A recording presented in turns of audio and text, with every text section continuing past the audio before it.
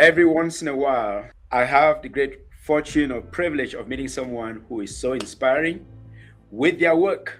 But it's not every often that I meet someone who is a true storyteller with a strong desire to teach, to educate, and to make sure that posterity doesn't lose sight of the experiences of today. If you want to learn about one quality that every writer must have, stick around because Madame Dawn French will tell us one of that. But before we get any further, this is the Story Warrior podcast. This podcast focuses on great people of African diaspora who are doing great things in different places. Some of them you know about it, some of them you don't know about it. Today, you're going to learn about Miss Dawn French from Saint Lucia. Dawn, do you mind to tell us a little bit more about yourself? Because I am so fortunate that I ran into you online and I was like, wow, wow, wow. I am already wowed, but I'm sure our audiences too will. Please.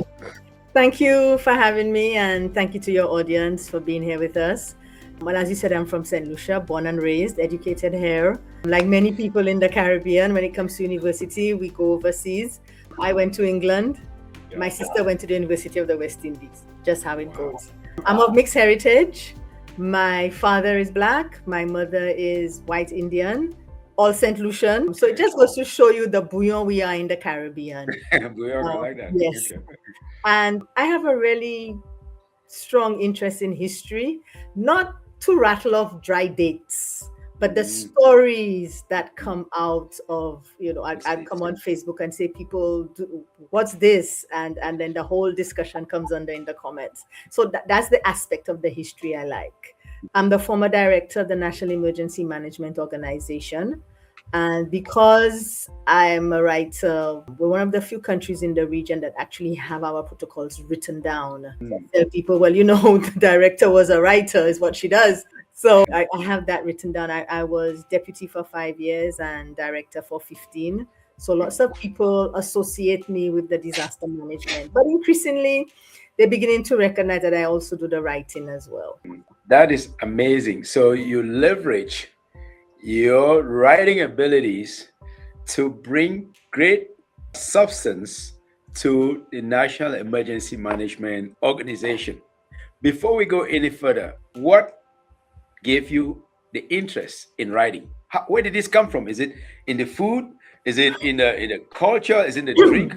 Where in the water? We have so many water. Okay, so if it's the water, let me take a little sip, sir. I suppose I could say it's maybe from my parents, because it really is true that if your parents read to you when you're little, it carries through. And I have begun a process of decluttering my library and not getting rid of everything, but getting rid of some stuff. And I came across a little storybook that I remembered my father bought for me. I was not 5 years old yet.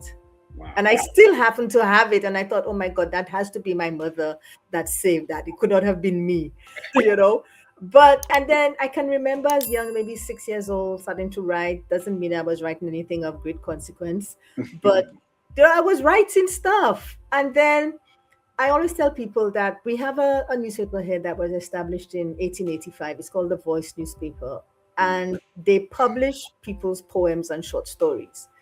And I say, I don't think the Voice newspaper, maybe they don't realize the impact they have on a young mind when you see your name in print for the first time. Imagine you're 8 years old and there's your poem in the national newspaper. That's unbelievable. So it grew out, it came from that, and increasingly, and then I do have people in my family who are writers as well. So there's that influence, and I'm influencing the next generation as well within my family. So if you're following me, recently I put on LinkedIn that ink seems to run in my family's veins. Okay. We had the book fair that I mentioned to you last month. And I was there with my niece and my nephew because the three of us have books out. Wow. Yeah. So with your writing, if I may ask, what problem are you trying to solve? Because people can say, I'm so busy, I don't have time to read, I don't have time to... So what problem are you trying to solve in St. Lucian society or in our community at large, in the community of humans, community of Africans in diaspora, community of people who care about tomorrow? I write both fiction and nonfiction. So we'll go with the nonfiction for that question. I remember, and I'm sure a lot of us in your audience went to university or even at high school had some project we had to write up, and we have to do the research. Mhm. And very often, because our tradition is an oral one, we tell the stories. The grandparents tell it to us when we're growing Yep. up, but we don't capture it. And Yes. so when the elders are gone and I come along now, or my friends' children Or come along, anyone for that matter. anyone, where is it? Mhm. And that's happening a lot. So I have, as an example, an FMI priest, a Roman Catholic priest from the 1950s called Father Charles Jess. He's Irish born. I think he served in World War One, and he was sent to Saint Lucia. He fell in love with the island, actually got citizenship in the end. And he wrote a lot about Saint Lucia in the 1950s. A lot of what has been preserved and what we know about Saint Lucia is because of his writing. And I have used him as my example. Mhm. I know maybe nobody may look at what I'm writing now, but one day, 50 years from now, when I'm gone, somebody may want to know something. And what is it? Because my mother would have told me, but I didn't tell anybody else and I didn't write it down. So it's gone with me to my grave. There No, you I'm go. trying to put it down in writing, Yeah. transfer it from the oral still is there, because when I want to know something, I go to my 90-year-old mother. But I'm capturing it as much as possible and placing it in the libraries around the island so that when people are ready, it will be there for them, whether it's now, 20 years from now, or 200 years from now. Wow, that's a powerful reason because you never know when an idea would take birth and become so important, maybe for existential reasons. Mm-hmm. Maybe it's something from the way of life today that we're taking for granted that will become necessary tomorrow for people's survival. Maybe the policy guide that you've written for the National Emergency Management Organization. Who knows? One of those things will come in handy. But my other question is, as you've been writing also, you're also forming communities of readers, of consumers, of creators, of writers. Why is it important to cultivate these communities in the grand context of being a writer who thinks about the future? Well, writing by its very nature is a lonely thing. You at, whether it's old school pen and paper, or you're at a computer, or you're on your phone, it's Yeah, you and the topic. yeah, However, once it's done, you engage with others. You need reviewers. I see. You need editors. You just need someone else to maybe bounce the idea off. Yes. Very often I'm in a number of Facebook writers groups, and people will come and ask about where to find an editor, and I will say to them, are you in a writers club? Ask at the library if there's a writers club in your community. Meet with them. J.R.R. Tolkien, when he was writing the Lord of the Rings, used to read chapters to his writing club. Mm. The joke is that they'd go and say, oh, you're back with these elves. But he would read it to them and they would give him feedback. You need that feedback on the piece that you are writing. And it's good to have fellow writers, even if they're not in your genre, but they understand the process. So I'm Yes. in two writing clubs. One of them happened to have an editor as a member because he's also a writer. So he's there because he's a writer. But you can imagine when we come with our pieces, his editor hat comes on and Oh, comes at us. I'm in another club, and all I want to do is sit at the feet of the maestros. I see. Some these people, regionally and internationally award-winning writers. Mhm. And I come to the club, and all I want to do is sit down and absorb. And they'll say to me, no, I've read my poem and you have to give me an opinion and feedback on it. So Wow. even their level, international Yes. award winning, they're Yes. still looking for fellow writers Imagine that. to get the feedback. So it's always critical. One of the things you may have seen on my social media platform is that I've been recently engaging with the Writers Club at the prison. Oh. So And why is that? well, I got called in because with those big guns who come in and work with them because they wanted to have a spoken word competition all the way Oh. back in November last year, and I'm still there because we decided we were going to put an anthology together. And so they're all excited because, the first time you see your name in print can never be replicated. And that first experience of seeing your name in a book. So in the process of doing that, so I'm still working in, but it's a club. It's a There you go. writers club, even though they are behind bars. Mm, You need that family of fellow writers, regardless yes, of what genre they're writing or whatever they're writing. You yes, need that to bounce back and collaborative people. I always encourage it. absolutely. If, like you said, the maestros, the famous ones, if they should do it, how much more of those of Exactly. us who have probably not become very famous and you have won some awards, Don? Talk to us one or two of your awards because you're trying to sneak past that like though it's not important. I figured it out. You won some significant awards. Talk to us Well, about I that think because I think it's not everyone. I've never won any award in writing. So tell us about that. okay, I'm gonna slip by the awards thing and go to the one that I think is the pinnacle for me. There Okay. you go. I don't know for some of the folks in the diaspora that's listening. So the president of Nigeria came to visit us in July No, last year. He did a state okay. visit, right? No kidding. And as I said, I do nonfiction. Now, one of the nonfiction I do are the profiles of prominent St. Lucians. Wow. And the Sir Arthur Lewis Community College, boom, there you have one already.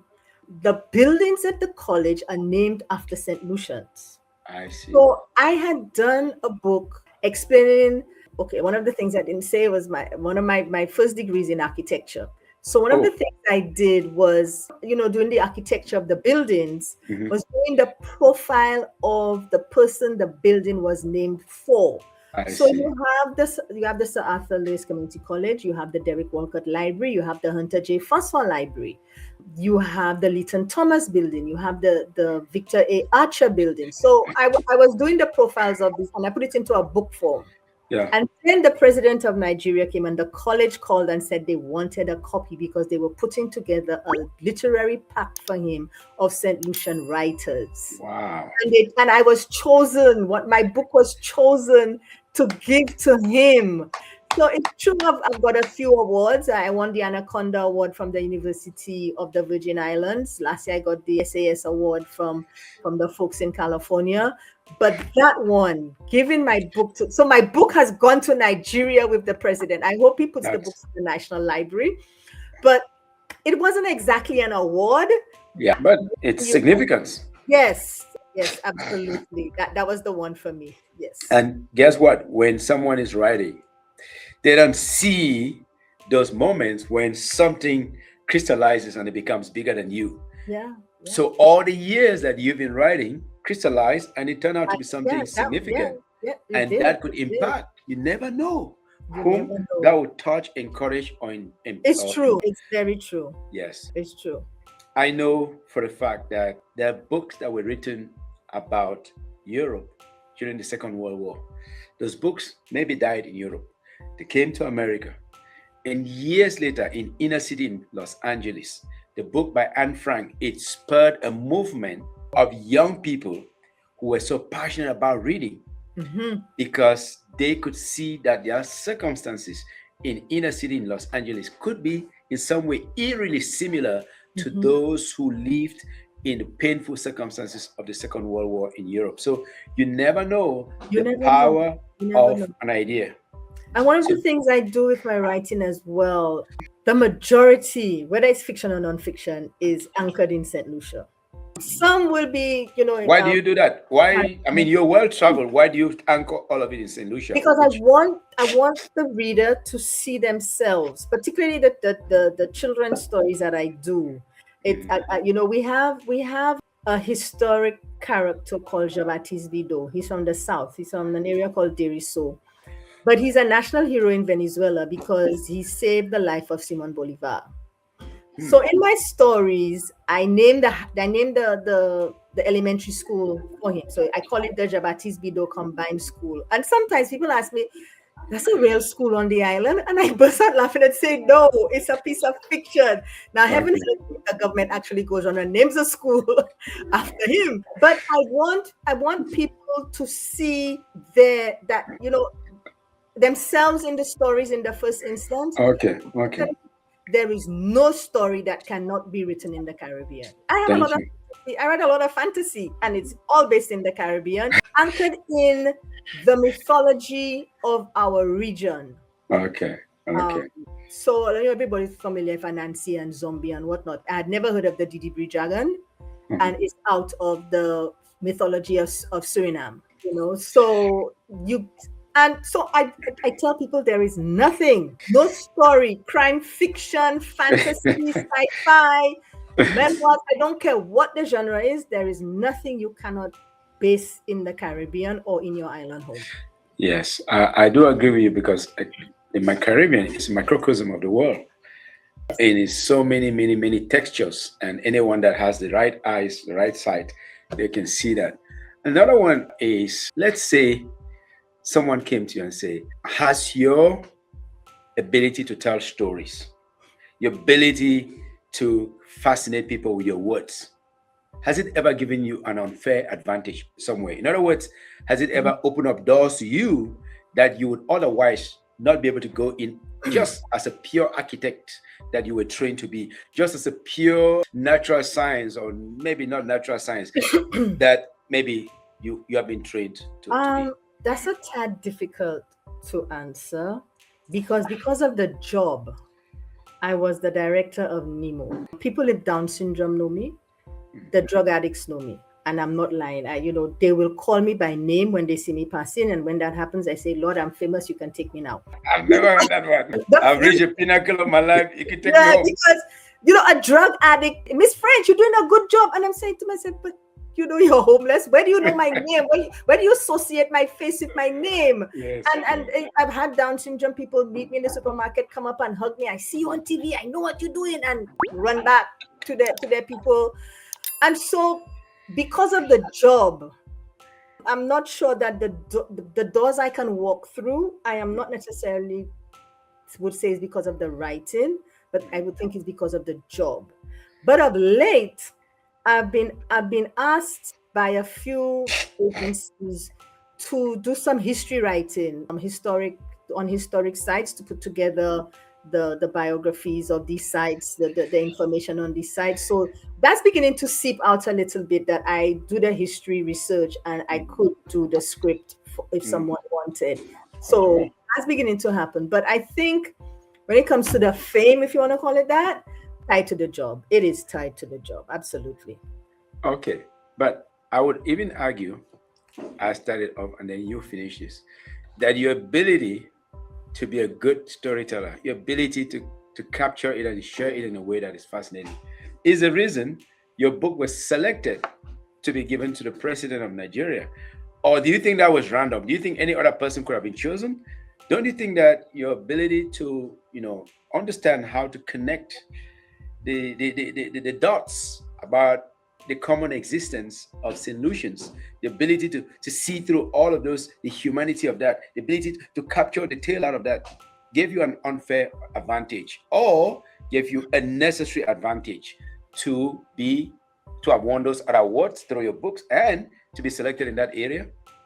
I'm not sure if it's fair to say unnecessary. Not unfair, like in a not in a bad way, but in a way that suggests that, hey, this is a craft that you have learned, and that if others learn, they too can get.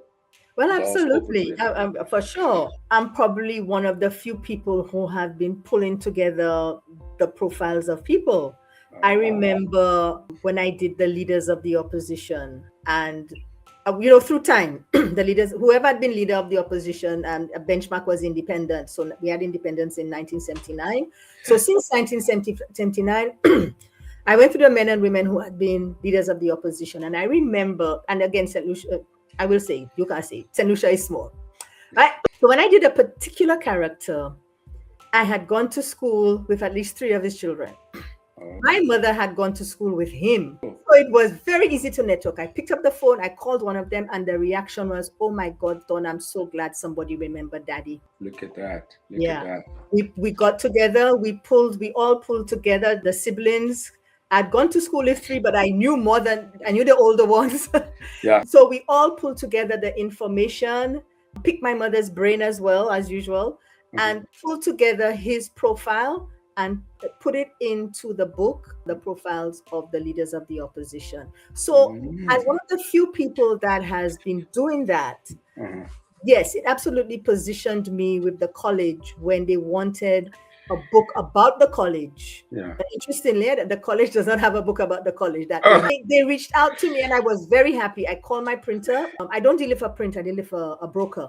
I let the broker deal with the printers. I don't deal with printers. So I called her and I said, "Let me tell you, my girl, the college wants this, and we need it like yesterday." And they moved heaven and earth, and they got me that book in, and handed it to the college, in the nick of time. So yes, depending upon what you're writing, it can position you to be the one to turn to when things are needed. Wow. Thank you for sharing that. And now for the secret. Dawn, are you letting us in here, for those who want to write, for those who want to tell stories, that profile writing is a well-kept story, it's a well-kept secret for today's writers to indulge in and grow and be able to maybe reach some audiences that they would otherwise not reach? For sure, these are stories we need to capture. I don't know for your viewers, but in Saint Lucia, we don't have this tradition of writing memoirs. And so a lot of people go over the rainbow and with all their knowledge. With all the knowledge. But the experience, they have things they have gone through. John Compton, they call him the father of the nation. He was the only person to hold the post of chief minister, premier, and prime minister. He was prime minister of Saint Lucia on 3 separate occasions. He's the one that was prime minister on the night we became independent, into the independence. He's gone. So everybody's given the story of what they know of him, but he did not leave his story of his story. We've done a few interviews with the Government Information Service, but to say you can pick up a book and say this is the life of John Compton. Okay. Right? Now I see what you mean. Yeah. So we have Dr. Gail Rigobert, who was the first woman and so far only woman to be leader of the opposition in the House. We don't have her story. So even if, I was doing the Governors General. Someone said to me, "You're not an anthropologist." I said, "No, I'm not an anthropologist. I'm a town planner and an architect, a disaster manager by retooling." But when the anthropologist comes along, some of these people are not going to be around, and they need to pick up my 2 little pages and start the ball rolling. Thank you. Putting it together, I'm not looking to write a biography of 500 pages. I didn't say biography. I said profiles. Profiles. Because, maybe 5 pages if it's that long. Yeah. Get the photos. Yeah. And do the research. I put my sources at the back in the bibliography. Wow. So the next person who comes along someone who's going to come along maybe down the line and really do a deep dive into Sir John Compton, because he's so into our political history and who we are. Yeah. We'll start with that little book. There you go. With it, because his family may not be around when they come to do it. So absolutely capturing those tales, it is vital, it is important to the legacy of your country, even if it never gets published. Yes, and because for the continuity. Yeah, there's a manuscript in the archives, the history of the Seventh-day Adventist Church in Saint Lucia. And I'm asking the librarian, but why wasn't this book published? Yeah. But at least they dropped the manuscript in the archives. A friend of mine who has indicated that she wants to write the history of the Evangelical Church in Saint Lucia. I said, my girl, go for it, because the Roman Catholics have done theirs. There you go. You have the history of the Roman Catholic Church in Saint Lucia. So why can't I pick up a copy of the SDA, because it's there, it's written, and the Evangelical, because you start writing it. Yep. These things are important. These things. Wow. In a way, you are like the patron saint of Saint Lucian writing. But you choose not to just write about everything, but you chosen to write about significant figures that have contributed. So you have the same interest like I do to feature unsung heroes. Unsung heroes with untold stories. That's the initial birthplace of this podcast, to tell the stories of those who are doing work quietly in the background, don't necessarily have had all the fame, and they did not necessarily get all the recognition during their time. and that inspires me. So maybe think about this. One day we can do an international tale or international summit, virtually or otherwise, of people who want to tell the stories of their favorite unsung heroes. What do you think Mm. about that? I'm just throwing out this idea, not think about it before our session today. But I think that we have a common interest. Maybe we can develop it and invite other people who may Mhm. share that. We have, I think this is the fourth year we've done it. We have a battle relay that goes around the island for independence. Wow. And it climaxes a couple of days before the Independence Day. For us is the 22nd of February. So we just finished the battle relay. Mhm. And it goes around the island to almost as much as possible, to as many nooks and crannies as it can. Mhm. And part of it is that the people who are carrying the baton are these unsung and unknown heroes. And Yes. they read, and the truck, you have the big truck, and the narrator is on the big truck, and Yeah. they have the bio of the person at the moment who is carrying the baton. Wow. I ask myself, I don't know when these people sleep. Go throughout the day. They do so much for their society. They did a Wow. school. They did a school, and I was giving my mom the joke. As soon as I saw the children by the side of the road, because the principal was going to carry the baton, I knew the trophy cabinet in the school was empty, because every child had a trophy carrying.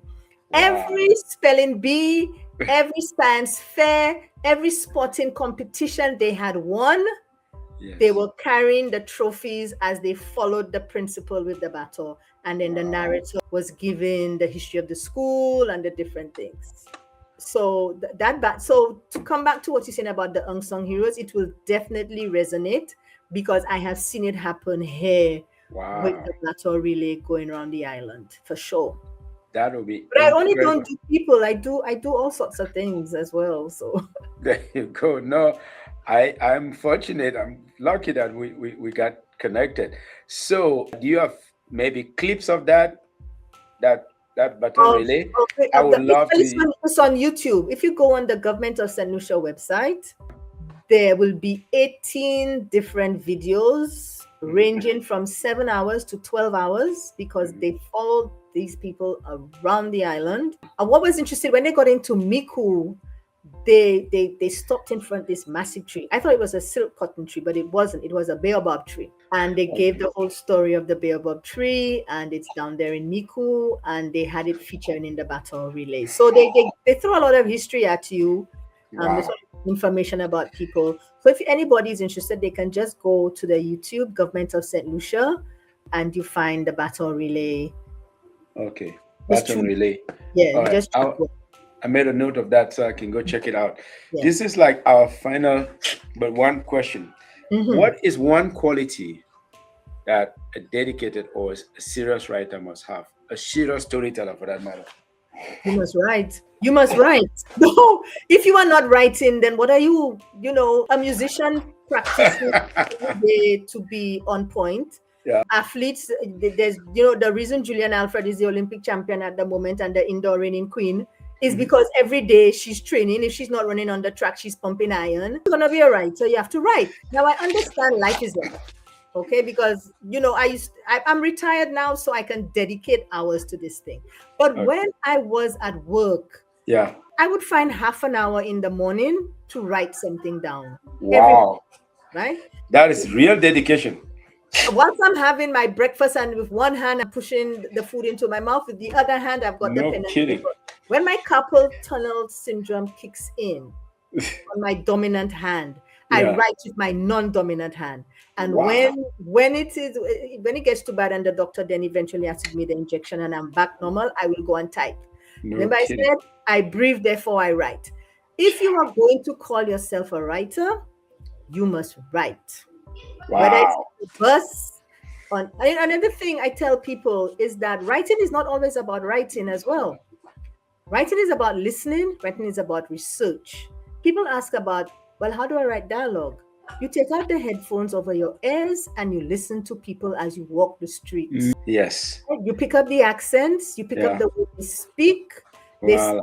and when we're talking to our friends, we do not speak standard English. And when Yes. we're talking to our friends, if we are bilingual, we lapse into the second. Yeah. or we code switch, so we mix in the two languages. Our Mm, hands are gesticulating more than anything else. Take yes. off the headset and listen to people. Yes. That is very important. I'm going to be taking these ones up very soon to listen to those around here. Because you Uh, and I are speaking English, but we don't sound the same. We don't have the same accent. Thank you. And So I these grew are up speaking my mother tongue, went to school, learning French, only yeah. to realize that most people preferred English around the world. So Yeah. the last one here is so like a little surprise. I have some items inside this my secret question bag. I want to pull it out. See if you can tell us a 60-second short story about one of the items. Okay, are you ready? Oh my lord, about one of the you're gonna tell me the island. Okay, Okay, okay, let's go. okay. I'll give Let's you see what three you takes you choose there. from. This is the first one. It's a little goat. Goat. Are you Oh, familiar with oh, that? okay, good. Okay, right. Yeah. That's the Right. first one. Right. I'll let it lay on the ground for a little bit. And have the second one. It's made from feathers. Okay. Then I have another one, which is, can you believe this? It is a pair of binoculars. So, from the point of view of a writer who has the tail, the mastery of the tails at your fingertips, which would you want to tell us a short story about? Well, actually, Binoculars? I'm gonna use all three. Okay, okay. If I'm you can gonna use say, all three, that would be a yeah, superpower because nobody's Christian. ever been able to meld all the three. So Okay, first of all, we call the god a calabash in the we Caribbean. also call it calabash in Africa. The only reason I call it God because most of the Western hemisphere I've heard people calling it God, but we call it calabash in Africa. Like calabash. Okay, Christian was sick, so Nana needed to make a fiction from him. So she went outside, she got the feathers, she put it in the calabash, and while she was doing what she was doing, he had the binoculars watching her from the balcony, thinking, "Oh, father, what's she going to bring for me to rub? Should I drink it instead?" Full stop. Voila! Look at that. Only true storyteller par excellence, a true writer par excellence, can weave all those three together. Usually people will just like sheepishly just pick one of the items, but you were able to bring all three together. But And again, if so, I may, it's practice. Okay, two okay. things. Practice. You write, remember I keep saying write. But I do a lot of writing prompts. And if there are any writers following there, you can go onto Writers Digest. They have a website. And every Tuesday they run a prompt. In February, they run one a day. And you have 24 hours to write this prompt, to answer this prompt. And sometimes they will give you random words and tell you have to use those words in the story. So Wow. I'm a little, I have a And little insect I and have experience doing that. I have done a bit of Toastmasters, which is a public speaking organization Yes, that we have promotes them here. communication. We have them And here. I Yes. learned a lot from them to do what they call Mhm. impromptu speaking. Indeed. So, with that, Don, I am extremely grateful Thank you for having me. for your service as Thank a you. writer, as a storyteller, for your service as an emergency manager, leading the entire country, and for all what you've done to many, many people, the young people in the clubs, the peanut, the Don books, and all of those communities that you're building. you I so want to much. thank you so much. And I know somebody's going to write you in the comments and ask where they can get my books. I am not Yes. on How do we get your books? I'm on lulu.com. Lulu.com. Lulu.com. Okay. Lulu.com. Yes. Lulu.com is where you get Don's books. Yes. And how do we follow you? Maybe on social Well, it's media. the same books, Don Books on Facebook, Don Books on LinkedIn. Yeah. So that's where I'm on Blue Sky. I'm not on some of the traditional popular ones. Okay. So I'm on LinkedIn. That's where LinkedIn, Facebook, Yes. Blue Sky, Don Thank- Books. Yeah, with two N's. Okay. Thank you so much for sharing So this much wisdom, for hosting me and for, having this. for sharing your wisdom with us. And to all the viewers out there, learn from Don. Be like Don. Write as often as you can. And please do not run away from writing because if you are living, you already have a message to share.